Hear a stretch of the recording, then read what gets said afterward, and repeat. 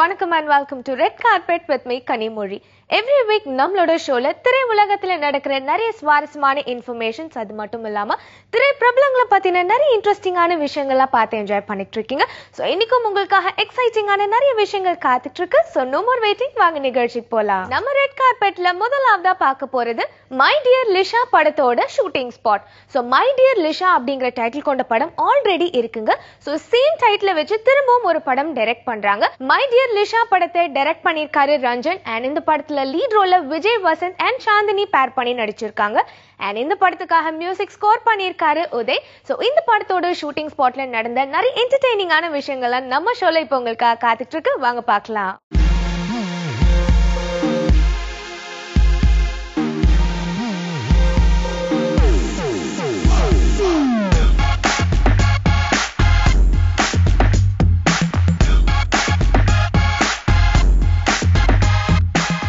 நான் TM Udhayakumar, music director. My dear Lisha படத்தில் இந்த ஐச்சக்கா ஐச்சக்கா சாங் நான் மியூசிக் பண்ணியிருக்கேன். ராஜா குருசாமி சார் லிரிக் பண்ணியிருக்காரு. இதில் வந்து பார்த்திங்கன்னா நம்ம ரம்யா நம்பீசன், ஜிதின் ராஜ் பாடியிருக்காங்க. மற்ற நிறைய ஆர்டிஸ்ட் ஒர்க் பண்ணியிருக்காங்க. சாங் ரொம்ப நல்லா வந்திருக்கு. Hello friends, my name is Parnika. Thank you so much viewers. Today I am performing on a song which is sung by Ramya Nambisen and she has sung it really beautifully. I'm just in love with the song. The beats are too good, the lyrics are too good and I'm trying to put my best, looking forward for the best of result come out of it. Thank you so much my master Mr. Sridhar ji and my director Mr. Ranjan ji and my producer Prem ji, that they all have shown such a confidence me that I can do it. Thank you so much, looking forward to it. Thank you. புதிய வியூவர்ஸுக்கு வணக்கம். என் பேர் Ranjan Krishnadevan, my dear Lisha படத்துடைய director. இப்போ நம்ம my dear Lisha shooting ஸ்பாட்டில் இருக்கோம். Song எடுத்துகிட்டு இருக்காங்க. ஸ்ரீதர் மாஸ்டர் கம்போஸ் பண்ணிட்டு இருக்காரு. இந்த படத்தில் ஹீரோவா விஜய் வசந்த் சார் பண்ணுறாரு, ஹீரோயினா சாந்தினி பண்ணுறாங்க. அது இல்லாமல் சிங்கமொழி சார், ஆடுகளம் நரேன் ஒரு இம்பார்ட்டண்டான கேரக்டர் பண்ணுறாரு. நம்ம விஜய் டிவி காமெடி தளபதிகள் முல்லை கோதண்டம் அவங்க ஒரு நல்ல கேரக்டர் பண்ணுறாங்க. இந்த படம் ஊட்டியை கதைகளமாக எடுத்திருக்கிற ஒரு படம். மை டியர் லிஷான்னு டைட்டில் கேட்கும்போது ஏற்கனவே ஒரு சூப்பர் ஹிட்டான படம் அப்படின்னு எல்லாருக்கும் தெரியும். பட் அந்த படத்துக்கும் இந்த படத்துக்கும் எந்த சம்மந்தமும் கிடையாது. இது டோட்டலாக ஒரு நியூ ஜானர். பார்த்து உங்கள் பிளஸிங்ஸ் கொடுங்க. தேங்க்யூ.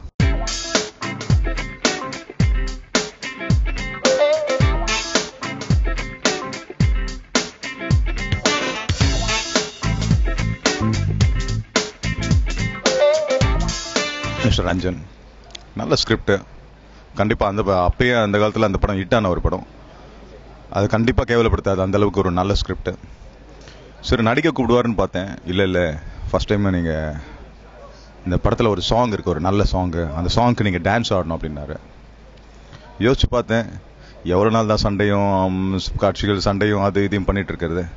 ஸோ இது மாதிரி ஒரு புதுசாக இருந்தது எனக்கு. அதுக்கேற்ற மாதிரி இங்கே வந்து பார்த்தேன். லிரிக்ஸு சாங்ஸ் எல்லாமே எக்ஸ்ட்ராடனரியாக இருந்தது. ஸ்ரீதர் மாஸ்டர் கொரியோகிராஃப் பண்ணிகிட்டு இருக்காங்க.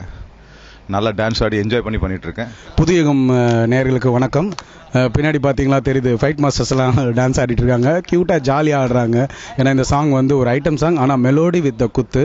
நம்ம வந்து ஒரு புதுசாக ட்ரை பண்ணுறோம், ஒரு ஹாரர் படம்ன்றதுனால. பார்த்தீங்களா இவங்க டான்ஸ் ஆனால் எப்படி இருக்கும்? அதான் மாமா பிஸ்கோத்துன்னு இவங்கெல்லாம் குழந்த மாதிரி ஆட போகிறாங்க. நீங்கள் இந்த படத்தை பார்க்கும்போது ஜாலியாக என்ஜாய் பண்ணுங்கள். தேட்டரில் போய் பாருங்கள். சப்போர்ட்டர்ஸ்.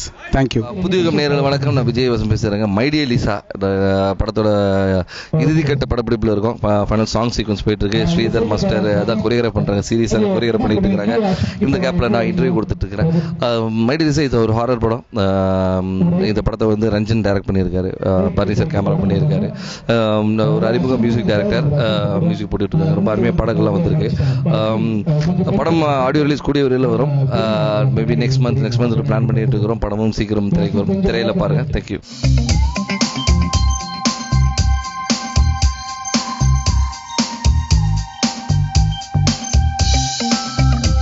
நம்ம ரெட் கார்பெட்ல அடுத்ததா திரி படத்தோட ஆடியோ லான்ச் ஃபங்க்ஷன் உங்களுக்காக காத்துட்டு இருக்கு. ஸோ திரி படத்தை டைரக்ட் பண்ணியிருக்காரு அசோக் அண்ட் இந்த படத்துல லீட் ரோல்ல அஸ்வின் அண்ட் ஸ்வாதி நடிச்சிருக்காங்க. இவங்க 2 பேரும் ஆல்ரெடி இதற்கு தானே ஆசைப்பட்ட பாலகுமாரா படத்துல பேர் பண்ணி நடிச்சிருந்தாங்க. ஸோ அந்த படத்துல இவங்களோட கெமிஸ்ட்ரி வந்து சூப்பரா தாங்க இருந்தது. ஸோ அதை தொடர்ந்து இந்த படத்துல பேர் பண்ணி நடிச்சிருக்காங்க. அண்ட் இந்த படத்தின் மூலமா முதல் தடவை இசையமைப்பாளரா அறிமுகமாகியிருக்காரு அஜீஷ். அஜீஷ் ஒரு எக்ஸ்ட்ராடனரியான சிங்கர்னு நம்ம எல்லாருக்குமே தெரியும். So for the first time இந்த படத்தின் மூலமா மியூசிக் டைரக்டரா அறிமுகமாகிறாரு. ஸோ இந்த படத்தோட ஆடியோ லான்ச் ஃபங்க்ஷன்ல நடந்த நிறைய சுவாரஸ்யமான விஷயங்கள் உங்களுக்காக காத்துட்டு இருக்கு, வாங்க பார்க்கலாம். படத்தினுடைய கதையை பொறுத்தவரை இப்போது சமூகத்தில் ஒரு நடந்து இருக்க கதை அதான் ரொம்ப முக்கியம். இன்னைக்கு கல்லூரிகளில் என்ன தவறு நடக்கிறதா அசோக் அப்பட்டமாக சொல்லியிருக்கிறார். அந்த கல்லூரிகளில் என்ன தவறுகள் நடக்குது, அதனால என்ன பிரச்சனைகள் வருது, என்னென்ன நடந்தது உண்மைங்கிறத நீங்கள் படம் பார்க்கல அதை வந்து நேச்சுரலாக பார்க்குற மாதிரியே இருக்கும். அதனுடைய தண்டனையை அனுபவிக்கிறதும் எடுத்துட்டார் அவர். எடுத்ததுக்கப்புறம் தான் அது தண்டனைலாம் வந்தது. கல்லூரிகளில் நடக்கிற ஒரு தவறை மெயினாக சுட்டி காமிச்சிருக்காரு. அதனால் இது கல்லூரிகள் மத்தியில், மாணவர்கள் மத்தியில், மாணவிகள் மத்தியில், ஒரு பெரிய தாய்மார்கள் மத்தியில் ஒரு பெரிய பரபரப்பை உண்டு பண்ணும் என்பதில் எந்தவித சந்தேகமில்லை என்று கூறி என் வாய்ப்புக்கு நன்றி கூறி விடைகிறேன். நன்றி, வணக்கம். வந்திருக்கும் அனைவருக்கும் வணக்கம். விருந்தினர்களுக்கும் சக கலைஞர்களுக்கும் பத்திரிகை நண்பர்களுக்கும் ரொம்ப நாள் கழிச்சு உங்களை சந்திக்கிறதுக்கு இந்த படம் மூலியமா எனக்கு ஒரு வாய்ப்பு. ஏன்னா தமிழில் அதிகமாக பண்ணல. ஸோ இந்த படத்தில் இன்னைக்கு ஆடியோ ரிலீஸும் போது உண்மையில ஒரு சந்தோஷத்தோட வந்து கலந்துக்கிட்டேன். பட் இந்த படத்தை பார்த்ததுக்கு அப்புறமும் தைரியமா இங்க வந்துட்டு ஸ்டேஜ்ல உங்க முன்னாடி நிற்கிறேன்னா படம் தரமா இருக்கிற ஒரே காரணத்தினால தான், வேற எதுவுமே கிடையாது. அஸ்வின் வந்து நீங்க ஃப்ரேம்ல பாத்தீங்கன்னா தெரியும், அஸ்வினுக்கு எனக்கு ஒரு நல்ல கெமிஸ்ட்ரி இருக்கும். ஏன்னா எனக்கு அவர் ரொம்ப பிடிக்கும். ஹீரோயின் சொல்லவே வேண்டாம். என்னைக்கு சசி சார் படம் எடுத்தாரோ அன்னையிலேருந்து சுப்பிரமணியபுரம் இன்னைக்கும் ஒரு ஃப்ரேமும் ஞாபகம் இருக்கும். அவ்வளோ அற்புதமான படம், அவ்வளோ அற்புதமான கேரக்டர். அனு நல்ல நண்பர். ஸோ கூட ஒர்க் பண்ற அத்தனை பேரும் ஏற்கனவே ஒரு நல்ல பரிச்சயம் உண்டு. ஸோ அது உங்களுக்கு ஃப்ரேம்ல தெரியும்.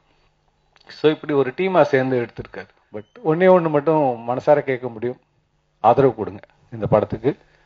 புது பையன், அவரே தயாரிப்பாளர், இயக்குனர், இப்படிலாம் ஒரு தைரியத்தில் வந்திருக்காரு. தப்பா படம் பண்ணல, ரொம்ப சிறப்பாக பண்ணியிருக்காரு. உங்க எல்லாருக்குமே படம் பிடிக்கும். ஸோ வந்திருக்க அனைவருக்கும் நன்றி கூறி, இந்த வாய்ப்புக்கும் அசோக்கு நன்றி கூறி, டீமுக்கு நன்றி கூறுகிறேன். வணக்கம். அசோக் அமிர்தராஜ் சார், அவருக்கு வந்து ஃபர்ஸ்ட் வந்து ஒரு என்னுடைய நண்பர் சந்தோஷ் தான் வந்து இன்ட்ரடியூஸ் பண்ணி வச்சாப்புல. சார் இந்த மாதிரி என்னுடைய ஃப்ரெண்டு சென்றாயன் இந்த மாதிரி பண்ணிட்டு இருக்காரு அப்படின்னு. ஆமாம் மையா, உங்களை நான் படம்லாம் பார்த்துருக்கேன், படம்லாம் பார்த்துருக்கேன், இதெல்லாம் ரௌத்ரமெல்லாம் பார்த்துருக்கேன், நீங்கள் இந்த கேரக்டர் பண்ணுறீங்கன்னு சொல்லிட்டு ஒன்று சொல்லிட்டாரு. அழகப்பன் சார் கூடயே வர மாதிரி ஒரு கேரக்டர், காமெடி கேரக்டர்னு சொன்னாங்க. நானும் பண்ணிட்டேன். இந்த படத்தில் நான் ட்ரைலர் பார்த்தேன், சாங் பார்த்தேன். ரொம்ப அழகா, ரொம்ப சூப்பராக இருக்கு. ரொம்ப ஒரு மெச்சூர்டா, ரொம்ப பிரம்மாண்டமாக இருக்கு. நாங்கள்லாம் இன்னும் படம் பார்க்கல. இப்போ நான் இந்த படம் வந்து மக்கள் மாதிரி நானும் வந்து வெயிட் பண்ணுறேன். ரொம்ப சூப்பர், ரொம்ப ரொம்ப சந்தோஷம். அசோக் அண்ணா வந்து ஒரு அறிமுகம் இல்லாத திடீர்னு எனக்கு ஃபோன் கால் வந்துச்சு. பாலகோபி அண்ணன் மூலியமா தான் எனக்கு அந்த கான்டாக்ட் கிடைச்சி கூப்பிட்டுருந்தாங்க.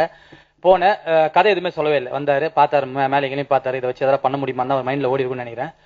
பார்த்துட்டு சரி எல்லாம் தட்டி உப்பேத்தலாம் அப்படின்னு சொல்லிட்டு, நீ வந்து தமிழ்நாட்டில் ஷூட்டிங் வந்து டேனியல், நம்ம பக்கா பண்ணிக்கலாம் சொல்லிட்டு எனக்காக பல நாள் வெயிட் பண்ணி எடுத்தாங்க. ஒரு சில மேட்டருக்குலாம் எனக்காக வெயிட் பண்ணாங்க. வெயிட் பண்ணி ஃபர்ஸ்ட் நாள் ஷூட்டிங் போகிறோம். ஏன்னா எனக்கு அறிமுகம் இல்லாத ஆட்கள்னால எனக்கு கொஞ்சம் பயம். ஏன்னா நம்ம டைலாக் ரிப்பீட் என்ன போட்டோம்னா அவங்க திட்டுவாங்க, ஏன்னா சொல்ற போறாங்கன்னு சொல்லிட்டு பயந்துனே தான் போனேன். அண்ட் அஸ்வின் பிரதர் வந்து இந்த படத்தில் அவரோட ஃப்ரெண்டா பண்ணிருக்கேன். எனக்கு வந்து க்ளோஸ் டு ஹார்ட் சொன்னாங்க இப்போ நிறைய பேர். அதே மாதிரி எனக்கு அஸ்வின் வந்து நல்ல க்ளோஸ் டு ஹார்ட். ஏன்னா இதற்கு தானே ஆசைப்பட்ட பாலகுமாரா படத்தில் எங்க 2 பேருக்குமான சீன் எதுவுமே கிடையாது. பட் இருந்தாலும் ஒரே ஒரு சீன் தான் வந்துட்டு இருக்கும். அதுக்கப்புறம் எனக்கு அவருக்குமான ஒரு பழக்கமே கிடையாது. பட் அதுக்கப்புறம் எங்களுக்குள்ள ஏற்பட்ட ஒரு பாண்டிங் கிட்டத்தட்ட ஒரு 3-4 வருஷம். இன்னைக்கும் நல்ல பிரதரா பார்த்துட்டு இருக்காரு, நிறைய விஷயங்கள் ஷேர் பண்ணிட்டு இருக்காங்க. இந்த டீம்ல டு பி அ பார்ட் அப்படின்னு இருக்கும்போது எனக்கு ரொம்ப சந்தோஷமா இருக்கு. And thank you so much media peoples. நீங்க நிறைய நல்ல விஷயங்கள் பண்ணிட்டு இருக்கீங்க. நிறைய படங்கள் இப்போ ரீசெண்டா நிறைய படங்களுக்கு வந்து நல்ல ரிவ்யூ கொடுத்துருக்கீங்க. ஏன்னா இப்போ உங்க ரிவ்யூ பார்த்தா நிறைய பேர் படத்தோட இதுவே மாறுது. ஏன்னா உண்மையா நல்ல படமா வந்து யாராவது எங்க இதுல ஓகே இது ஒரு 2 மார்க் குறைச்சிக்கலாம், பாஸ் எங்க தேர போகுது அப்படின்னு நினைச்சு யாராவது மார்க் குறைச்சிட்டீங்கன்னு வச்சுக்கோங்களேன், ரொம்ப கஷ்டமா போயிடும். உங்களோட ரிவ்யூ பார்த்து நிறைய பேர் போயிடுறாங்க அப்படின்ற மாதிரிலாம் நிறைய பேர் கஷ்டப்படுறாங்க. ஸோ கண்டிப்பா நீங்க சார் ஜேபி சார் சொன்ன மாதிரி இந்த படம் வந்து உண்மையிலே சார் சொன்ன மாதிரி நல்லாவே இருக்கும். ஸோ நல்ல பாசிட்டிவ் கமெண்ட் கொடுங்க, பிளஸ் பண்ணுங்க, நம்ம டீம் நல்லா வளரும். Thank you so much. இப்போ எல்லா புது டேரக்டருமே டிஃப்ரெண்டா படம் பண்ணணும் தான் தமிழ் சினிமாக்குள்ள வருவாங்க. துருவங்கள் 16, மாநகரம் அப்படின்னு நிறைய வித்தியாசமான படங்கள் தான் வருது. என்னடா திருப்பியும் ஏதோ யதார்த்தமான கமர்ஷியல் படம், திருப்பி பழைய மாதிரியே எங்கேயோ பின்னாடி போயிட்டானா அப்படின்னு நினைச்சிருப்பீங்க. இல்லை சார், சினிமாவில் தான் எது சொன்னாலும் கெட்ட விஷயங்கள் சொன்னால் உடனே போய் மக்களை போய் ரீச் ஆகுது. சினிமா தான் உலகத்துக்கு எடுத்துக்கிட்டு இருக்கு, தமிழ்நாட்டை கெடுக்கிறதே சினிமா தான் அப்படின்னு சொல்லிக்கிட்டு இருக்காங்க. ஸோ நம்ம நல்ல விஷயம் சொல்லி பார்ப்போமே, மாறுறாங்களான்னு பார்ப்போம் அப்படின்னு ஒரு முயற்சி பண்ணியிருக்கேன். எதெல்லாம் பண்ணலான்னு தெரிஞ்சுக்கிட்டேன், எதெல்லாம் பண்ணக்கூடாதுன்னு தெரிஞ்சுக்கிட்டேன். ஸோ அதுதான் படமாக பண்ணியிருக்கேன். ஸோ ஒரு யதார்த்தமான கமர்ஷியல் படம். என்னடா திரின்னு டைட்டில் வச்சிருக்கேன், திரியை பார்த்து திரி வச்சுட்டாங்களோ அப்படின்னு யோசிப்பீங்க. நான் முதல் திரின்னு வச்சேன், அதுக்கப்புறம் திரி வந்துருச்சு. அது திரி ஏன்னா விளக்கு திரியா வெடி திரியா அப்படின்னு ஒரு பல கேள்விகள். சார் இளைஞர்கள் தான் சார் திரி. அவங்க கரெக்டாக கொளுத்தணுன்றதான் என்னோட இது. எப்படி கொளுத்தணும் அப்படி கொளுத்தணுன்றது கிடையாது. ஒரு எவ்வளோதான் காசு கொடுத்து குத்து விளக்கு வாங்கினாலும் 2 ரூபா திரி இல்லைன்னா அந்த குத்து விளக்கு மரியாதை கிடையாது. அது மாதிரி ஒரு பட்டாசு வாங்குறோம், திரி இல்லைன்னா அந்த பட்டாசு கொளுத்தவே மாட்டோம். அப்போ பட்டாசுக்கு விலையா திரிக்கு விலையான்னு கேட்டால் பதில் கிடையாது. ஸோ இளைஞர்களை கொஞ்சம் தூண்டி விட்டுருக்கேன். அதுக்கப்புறம் சுவாதி மேடம் நான் ஃபர்ஸ்ட் இப்போ அவங்க தான் அந்த கதை எழுதும் போது ஒரு 3 பேரை எழுதினேன். இதெல்லாம் எப்போ எழுதுனா 2011-12 அந்த கதை எழுதும் போதே ஒரு 3 பேரை ஃபிக்ஸ் பண்ணேன். அது Swathi madam 1, Jayaprakash sir 1, Elappan sir 1. அது மாறவே இல்லை. ஏன்னா இவங்களோட ரசிகர் நான் பேசிக்கா. ஸோ உங்களுக்கு பிடிக்கும், உங்க விமர்சனத்துக்காக நான் வெயிட்டிங். எல்லாரும் விமர்சனம் பார்த்தா பயப்படுவாங்க, நான் விமர்சனத்துக்காக வெயிட்டிங். ஸோ அடுத்த படத்தில் திருத்திக்கலாம் இல்லையா. இங்க எல்லாரும் வந்ததுக்கு ஊடக நண்பர்கள் எல்லாருக்கும் என்னுடைய நன்றிகள். எனக்கு இவ்வளவு பெரிய வாய்ப்பை கொடுத்த மீண்டும் ப்ரொடியூசர்களுக்கு மிகப்பெரிய நன்றி. நம்பிக்கை ஜெயிக்கணும், நம்பிக்கை ஜெயிச்சாதான் அடுத்தடுத்து எல்லாருக்கும் வாய்ப்பு கிடைக்கும். ஸோ அதுக்காக தான் நான் முதல் பிரார்த்திக்கிறதே அதுக்காக தான். அவங்க நம்பிக்கை தோக்கக்கூடாது, அப்புறம் யாரும் உதவி செய்ய மாட்டாங்க. ஸோ நன்றி. இந்த படம் அசோக் சார் ஃபர்ஸ்ட் என்ன மீட் பண்ணும்போது கதையை சொல்லும்போது எனக்கு ரொம்ப பிடிச்சிருந்தது. அண்ட் அதுக்கு மேல கதையோட ஆர்டிஸ்ட் காஸ்ட் டெக்னீஷியன் சொல்லும்போது எனக்கு ரொம்ப ப்ளஸ்ஸாக இருந்துச்சு. ஏன்னா இது வரைக்கும் நான் ரொம்ப கேரக்டர் பேஸ்டாக போகும்போது இந்த படத்தில் பேசிக்காக பார்த்தீங்கன்னா Alagappan sir, JP sir, Swathi, இதுக்கு தான் ஆசைப்பட்டேன் பாலகுமாராக்கு அப்புறம். And Anupama ma'am, Sendrayan, Daniel, Karunakaran. So and Ajay ரொம்ப முக்கியமான கேரக்டர் பண்ணியிருக்காரு. யதார்த்தமான கமர்ஷியல் படம். அண்ட் அதுக்கு தகுந்த மாதிரி எடுத்திருக்கோம். அண்ட் ரொம்ப முக்கியமாக எனக்கு டான்ஸ்லாம் கொஞ்சம் லைட்டாக கால்லாம் திணறும். ஸோ தினேஷ் மாஸ்டர் நீங்கள் பார்த்தீங்க, ரொம்ப சூப்பராக எடுத்திருக்காரு இந்த பாட்டை. அசோக் சார் பற்றி சொல்லணும்னா ரொம்ப பாசிட்டிவான ஒரு உச்சம். எந்த பிரச்சனை நடந்தாலும் அப்படியே ஃபேஸ் பண்ணக்கூடிய ஒரு மனிதர். Please support this film. படத்தோட சப்ஜெக்ட் படிப்பு பற்றி ஃபேமிலி பார்க்கக்கூடிய சப்ஜெக்ட் இது. அண்ட் கண்டிப்பாக தியேட்டரில் சப்போர்ட் பண்ணுங்க. உங்கள் மீடியா உங்கள் ஹெல்ப் கண்டிப்பாக தேவைப்படும். I hope you will support us. Thank you. Hi everybody. So, இப்போ வரைக்கும் you saw the Tamil version of the thank you speech. Now you'll hear the English version probably. Please excuse me, ரொம்ப நாளாச்சு. But first I want to thank the media, Suresh sir.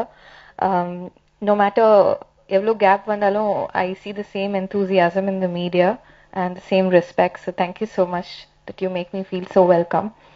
And I think Ashwin covered everybody and didn't leave space for me to thank anyone.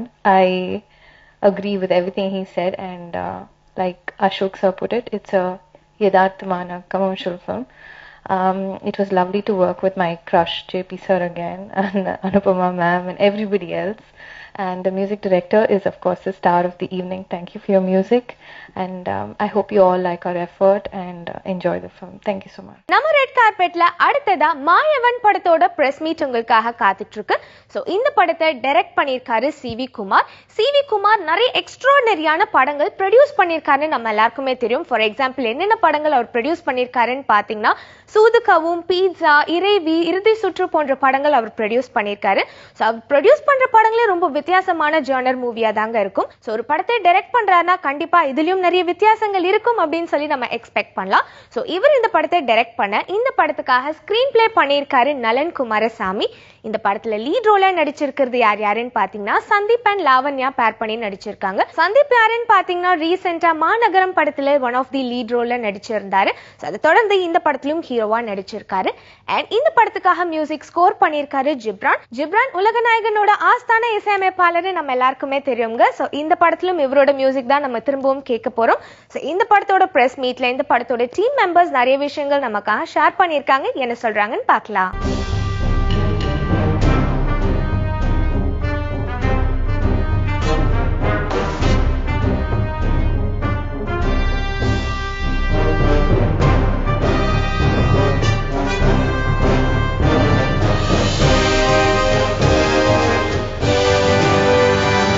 இல்லை script C sir அப்பப்போ ideas bounce பண்ணுவார். அதாவது அவர் direct பண்ணுறதுக்கு இல்லை, சும்மாவே கேட்பார், இந்த மாதிரி லைன் இருக்குது, இந்த மாதிரி லைன் இருக்குது அப்படின்னு கேட்பாரு.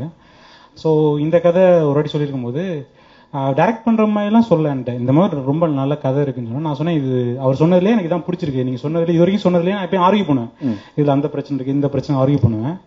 இந்த கதை தான் நான் சொன்னேன், இது கதை ரொம்ப நல்லா இருக்கு அப்படின்னு சொன்னேன். அப்புறம் அப்ப அவர் டைரக்ட் பண்ற மாதிரிலாம் தெரியாது. அப்புறம் கொஞ்ச நாள் பார்த்தா அது டைரக்ட் பண்றாருன்னு கேள்விப்பட்டேன். அப்புறம் ஒர்க் பண்ணாங்க, ஸ்டோரி பண்ணிட்டு பண்ணாரு. ஒரு கட்டத்துக்கு மேல அவருக்கு சாட்டிஸ்பாக்சன் சொல்லி ப்ராஜெக்ட் நிறுத்தி வைக்கிறத கேள்விப்பட்டேன். இல்ல எனக்கு சின்ன சாட்டிஸ்பாக்சன், நான் திருப்பி ஒர்க் பண்ண போறேன் அப்படிலாம் கேள்விப்பட்டேன். உடனே எங்க இவர் படம் டைரக்ட் பண்ணாம விட்டுருவாருன்னு சொல்லிட்டு நேரா உள்ள போய் நாங்க ஒர்க் பண்ணி தரோம், நீங்க டைரக்ட் பண்ணுங்கன்னு சொல்லி அந்த பதில் அப்படித்தான் உள்ள போனோம். பிகாஸ் எனக்கு உண்மையா பிடிச்சிருந்துச்சு கதை. மாயவன் பத்தி ஒர்க் பண்ணும்போது எனக்கு அவர் டைரக்ஷன்ல ஃபர்ஸ்ட் ஸ்கிரிப்ட் கொடுத்தாரு. ஃபுல்லா படிச்சுட்டு ஒன் டேலே கால் பண்ணிட்டேன், பயங்கரமா இருக்குங்க, இது கரெக்டா சொல்லிட முடியுமா அப்படின்னு. பிகாஸ் ஏன்னா அந்த அளவுக்கு ஒரு ஆக்சுவலா டைட்டில் ஆரம்பிக்கிற அந்த செகண்ட்ல இருந்து கதை ஆரம்பிச்சிடும் ஆக்சுவலா. ஸோ ஸ்டார்ட் பண்ணி எங்கேயுமே பிரேக்கே இருக்காது. ஸோ அவ்வளோ ஜாம் பேக்டா இருந்துச்சு. பட் ஃபிலிம் பார்க்கும்போது இன்ஃபேக்ட் அது ரொம்ப, ஏன்னா பேக்ரவுண்ட் ஸ்கோருக்கு பயங்கரமான ஒரு ஸ்கோப் இருக்கும். ஏன்னா படம் பார்க்கும்போது தெரியும், பிகாஸ் ஒரு டிரான்சிஷன் இருந்துகிட்டே இருக்கும். But at the same time ஒரு கேரக்டர்ஸ் வந்து கான்ஸ்டன்டா மெயின்டைன் ஆகணும், ஒரு காம்ப்ளிகேட்டடா இருக்கும். பட் அதை வந்து அவ்வளோ அழகா ஹேண்டில் பண்ணியிருந்தாரு. அண்ட் லியோ அவரு நானும் நிறைய, பிகாஸ் அவர் எடிட் பண்ணி கொடுப்பாரு, அப்புறம் பார்த்துட்டு மியூசிக் பண்ணிட்டு திரும்ப அவர் எடிட் பண்ணுவாரு. So it was like amazing experience. கண்டிப்பா இது வந்து ஜென்ரலா சொல்லுவோம் நிறைய புதுசா இருந்துச்சுன்னு. பட் மாயவன் படம் ஆக்சுவலா கான்ஃபிடண்டா சொல்லலாம், it is something new Tamil சினிமாக்கு இந்த ஜானர். முதல்ல இந்த மேடையை நான் ஒரு ஆப்பர்ச்சுனிட்டியை எடுத்துக்கிட்டு வந்திருக்கிற மீடியா நண்பர்கள் எல்லாருக்கும் என்னோட நன்றியை தெரிவிச்சுக்கிறேன். சமீபத்தில் ரிலீஸ் ஆன மாநகரத்தை ஒரு பெரிய வெற்றியாக கொடுத்துருக்கீங்க. அதில் அந்த வெற்றியில் பெரிய பங்கு உங்களுக்கு தான். நீங்கள் கொடுத்த சப்போர்ட் தான் அந்த படத்தை இன்னைக்கு வெற்றிகரமாக தியேட்டரில் ஓடிக்கிட்டு இருக்கு. ஸோ அதுக்கப்புறம் ரிலீஸ்க்கு அப்புறம் பேச ஒரு வாய்ப்பு கிடைக்கல. ஸோ இந்த மேடையான ஒரு வாய்ப்பாக எடுத்துக்கிட்டு உங்கள் எல்லாருக்கும் என்னோட நன்றியை தெரிவிச்சுக்கிறேன். மாநகரம் முடிஞ்ச உடனே ஒரு 3-4 மாதத்தில் நாங்கள் மாயவன் shooting ஆரம்பிச்சிட்டோங்க.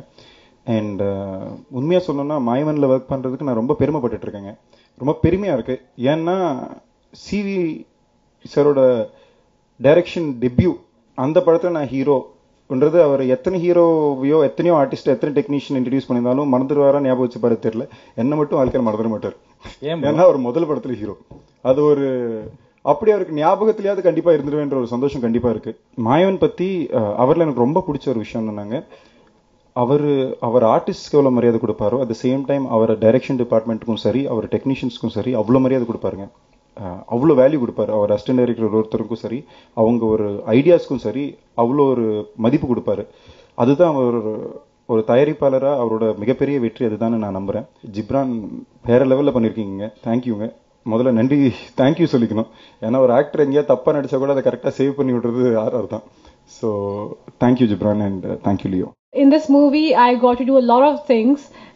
I'm playing a psychiatrist, Gayatri, and which was a very different character. It's very acting is extremely natural, and there's nothing artificial about my character or the film. Extremely realistic. It wasn't difficult. It was fun. I'm really glad after Brahman, this is my second film. I'm back in Tamil, and yeah, if I get more opportunities, good opportunities, why not? I would love. Tamil people make amazing movies. So I would love to be a part of any one of it. CV sir ஆஃபீஸ்லேருந்து முதல்ல கூப்பிட்டாங்க. போயிட்டு script படிக்கணும் சார்னா, யார் direction தெரியாது. அப்போ சரி அவர் படத்தில் அவர் ப்ரொடக்ஷனில் தான் ஃபஸ்ட் டைம் நான் பண்ணுறேன். ஸோ ஸ்கிரிப்ட் படித்தோன்னா ரொம்ப இன்ட்ரெஸ்டிங்காக இருந்தது. அது ஸ்கிரிப்ட் முன்னாடியே வந்து நல்லா இருந்தது. நான் செம காம்பினேஷன் இருக்கும் போல இருக்குன்னு சொல்லிட்டு சந்தோஷமாக பார்த்தா அவர்கிட்ட பேசும்போது அவரே சொன்னார் நான் தான் டைரக்டர். அப்போ ஸ்கிரிப்டில் அந்த டவுட்ஸ் எல்லாம் அவர்கிட்ட கேட்கும்பொழுது அவ்வளோ ஈஸியாக அதை கிளியர் பண்ணார். அண்ட் அவர் ஆனால் ஸ்பாட்டில் எப்படி இருப்பாங்கங்கிற ஒரு நர்வஸ்னஸ் வந்து சந்தீப் அவங்க கூட நான் நடித்ததில்லை. நல்ல கேரக்டர் கூட நல்ல ஸ்கிரிப்டு. ஸோ ஃபஸ்ட் டே போகும்பொழுது அந்த ஃபஸ்ட் ஷாட் வைக்கும் பொழுது அதை எக்ஸ்பிளைன் பண்ணி கோபி சார்லாம் சினிமாட்டோகிராஃபி இட்ஸ் லைக் எனக்கு என்கேபிக்கு ஒர்க் பண்ணுற மாதிரி தான் இருந்தது. அதே ஃப்ரெண்ட்ஸ் சர்க்கிளோட அப்படி. முதல்ல எல்லாருக்கும் நன்றி சொல்லிடுறேன். அப்பப்போ மீட் பண்ண முடியறதில்ல, பைரவாக்கு அப்புறம் நான் மீட் பண்ணல. நன்றி. அண்ட் இந்த படத்துக்காக நான் முதல்ல நன்றி சொல்லணும்னு நினைக்கிறது நலன் குமாரசாமி அவர்களுக்கு. நன்றி சார். ஏன்னா ஸ்கிரிப்ட் ஒருத்தர் வந்து என்கிட்ட சொல்கிறாரு, பரத் ரொம்ப இன்ட்ரெஸ்டிங்காக என் கேரக்டர்லாம் சொல்லியிருக்காரு, ஃபுல் கதை சொல்லுங்க அப்படின்னா ஃபுல் கதை சொன்னார். அதுக்கப்புறம் ஒரு சின்ன கொஸ்டின் வேணும்னு சும்மா கேட்டேன். ஏன்னா 10 படம் ப்ரொடியூஸ் பண்ண ஒரு ப்ரொடியூசர் நம்ம இது வரைக்கும் கூப்பிடல, திடீர்னு இந்த படம் கூப்பிட்றாங்க ஏன் அப்படின்னு எப்பவுமே ஒரு கொஷின் மார்க். புதுசாக கூப்பிட்றாங்க என்ன. ஸோ அப்பா அவர் சொன்னார், ஆக்சுவலாக நாங்கள் வந்து ஒரு நல்ல வெள்ளையா அழகா அப்படின்ற ஒரு ஆள்கிட்ட தான் போகிறதா இருந்தது. நலன் சார் தான் சொன்னார், ஒரு டஸ்கியான ஒரு ஆள் இதை ப்ளே பண்ணால் தான் நல்லாயிருக்கும் அப்படின்னு சொல்லிட்டு. ஸோ உங்ககிட்ட வந்தோம். ஸ்டோரி கேட்கும்போது ரொம்ப இன்ட்ரெஸ்டிங்கான ஸ்டோரி. அண்ட் அந்த கேரக்டர் வந்து இன்னும் லைக் நார்மலாக ஒரு கேரக்டர் நம்ம ப்ளே பண்ணிகிட்டு இருப்போம். ஒரு சைக்கோன்னா இந்த மாதிரி சைக்கோ, ஒரு பொறுக்கின்னா இந்த மாதிரி ஒரு பொறுக்கி அப்படின்னு சொல்லிட்டு. பட் இது வந்து 2 கேரக்டர் ப்ளே பண்ணணும் அப்படின்னாங்க. ஸோ என்ன 2 கேரக்டர் வேறு வேறு மாதிரி ஆளுங்க மாறாட்டம் மாதிரியா? இல்லை ஒரே ஆள் தான், ஒரே காஸ்டியூம், ஒரே இது, பட் 2 பர்ஃபார்மன்ஸ். ஹாலுசினேஷன், மல்டிபிள் பர்சனாலிட்டியா? இல்லை டோட்டலாக. ஸோ எல்லாத்துக்குமே நான் கேட்குற கேள்வி எல்லாத்தையும் இல்லைன்னும் போது நமக்கு ஒரு சேலஞ்சாக எடுத்து பண்ணணும் அப்படின்னு சொல்லிட்டு வந்துடும். ஸோ அப்படி பண்ண ஒரு கேரக்டர் ரொம்ப இன்ட்ரெஸ்டிங்காக இருந்தது ஒர்க் பண்ணும்போது. And thank you Sivakumar sir for considering me after 10 films இந்த ப்ரொடக்ஷன். அனைவருக்கும் வாழ்த்துக்கள். மாயவன் படத்தில் வந்து நடிச்சதுக்கு பெரிய சந்தோஷம் உண்மையிலே. சிவகுமார் சாரோட ப்ரொடக்ஷனில் நடிக்க ரொம்ப நாள் ஆசை. ஏன் அப்படின்னா ப்ரொமோஷன் ரொம்ப அழகாக இருக்கும், அதில் ஒரு நேர்த்தி இருக்கும் எப்போதுமே. படத்தோடைய பாட்டு எப்போதும் ரிவீல் ஆகிட்டே இருக்கும் எங்கே பார்த்தாலும். அதேமாதிரி பேரும் அப்படி தான் இருக்கும். நான் மலேசியாவில் இருக்க சொல்ல சார் சொல்ல இந்த கதையை பற்றி சொன்னாங்க. எனக்கு முதல்ல நடிக்கணும் ஆசை, ரொம்ப ஆசையாக இருந்துச்சு. இதில் ஒரு நல்ல ஒரு கதாபாத்திரம் எனக்கு. அதே மாதிரி ஒரு ஃபைட் சீன் இருக்கும். இதில் சந்தீப் தம்பியோட பண்ணியிருப்பேன், ஹீரோ தம்பியோட. 2 பேருமே வந்து அடிச்சுட்டு பொருளணும் ஒரு இடத்துல, மாடி மேலே. அது அங்கேருந்து மேலேருந்து கீழே விழணும்னு சொன்னாங்க. நான் சார் அப்படி பார்த்தேன், ஒன்றாவது ஃபைட் பண்ண சொன்னேன். ஒரு க்ளோவ் போட்டுக்கலாம், தொப்புனு கீழே வந்த மாதிரி தானாங்க. மேலேருந்து கீழே பார்த்தால மயக்கம் வரும் அப்படி இருந்தது. சார் சிவகுமார் சார் சொன்னேன், இல்லை சார் ரொம்ப கஷ்டம், பயமாக இருக்கு அப்படின்னு. ஃபைட் மாஸ்டர் ரொம்ப ஈஸியாக சொன்னார். ஒன்றுமே இல்லை, சின்ன ரோப் மட்டும் ஒரு லாக் மட்டும் போட்டுட்டு கீழே சரன்னு வந்து நிற்கும், அங்கே பிரேக் பண்ணிடுவோம் அப்படின்னு. ஏதோ வண்டி ஓட்ட மாதிரி சொன்னார். ஒரு பெரிய பயம் இருந்தது உண்மையிலே. அதுக்கப்புறம் வந்து ஹீரோ தம்பியாவை சொன்னாங்க, இல்லைண்ணா அதுக்கு வேணாம், அப்படி இருக்கா, தேவைப்படாது நிறைய விஷயங்களை. அப்போ தான் ஒரு பயம் தெரிஞ்சிச்சு. அப்போ இந்த படம் எனக்கு நெருங்கிய படம் உண்மையிலே. எனக்கு ஒரு புதிய கதாபாத்திரம். சிவகுமார் சார் தூரத்துலேருந்து பார்த்துருக்கேன், ப்ரொடியூசராக பார்த்துருக்கேன், ஒரு டைரக்டராக பார்த்துருக்கேன்.